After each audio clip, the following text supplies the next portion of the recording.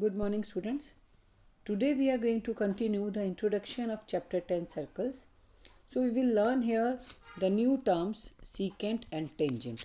So you can see here this is a line which is intersecting the circle at two distinct points, and this line is labeled as K, and here it is intersecting the circle at this point and at this point. So this is called secant of a circle. So what is a secant? Secant is a line that intersects the circle at two distinct points. Now we will see another line. Here you can see one more line. This line is passing the circle, passing through the circle, touching at one point. So this line is called tangent of a circle. So this is a tangent and it is labeled as K, and it is touching the circle at this point. So this point is called point of contact. Now we will see the next.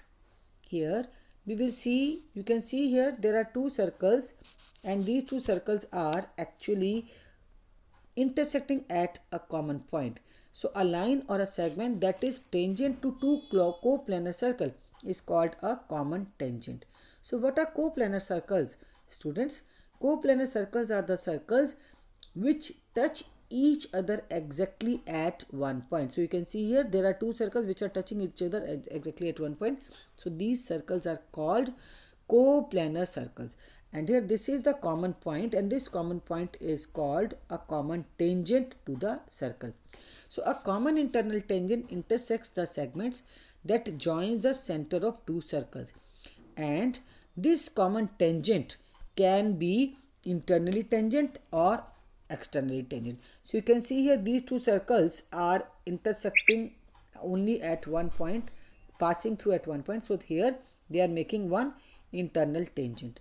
Now in the second case you can see two circles again are touching or passing through one single point, and this single point is called the external tangent. So here we will find two tangents, one is internally tangent and one is externally tangent. Now we will see the next slide. In the next slide we will see the concentric circles. So children, you can see here, you must be knowing what are concentric circles. Two circles with the same center are called concentric circles. Now we will see here in a plane two circles either can intersect at two distinct points, or they can intersect only at one point, or they may intersect not only even one point also. So the point coplanar circles that intersects only in one point are called tangent circles. Just now we studied about coplanar circles, and coplanar circles always have, or they can be called as tangent circles. So coplanar circles have a common center are called concentric circles. Now we will see this. You can see here circles that have a common center are called concentric circles. So you can see here in this figure there are two circles with the same center, and this center is the common center for first circle as well as for second circle. So they are called concentric circles. Now we will see the properties of tangent. The point at which the tangent line intersects the circle to which it is tangent is called the point of tangency. You know what does it mean? The point at which the tangent line intersects. Suppose if I draw here a circle, and the point at which the tangent line intersects the circle. So I will draw here a line, and this line is actually tangent at the circle, and here this is the common point. So this common point is called point of contact, or we can call it as point of tangency. So here a line is a tangent, and this is the common point, and this common point is called point of contact or point of tangency. Right, now we will see theorems of this chapter. So here is first theorem 10.1. It is stated as the tangent of a circle. You can see here this is the tangent of a circle.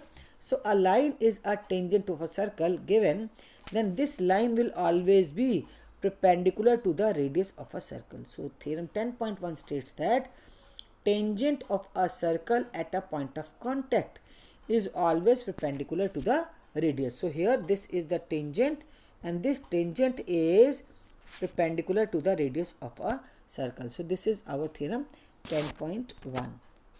Right, now we will see the next. So from a point in the circle's exterior, you can always have exactly two different tangent to a circle. And for example, if I draw here a circle and take a point outside the circle, so from this point which is exterior to the circle, we can have maximum two tangents. Let's see, if I draw here this, so this is PM, one tangent, and from same point P I can draw one more tangent to the circle.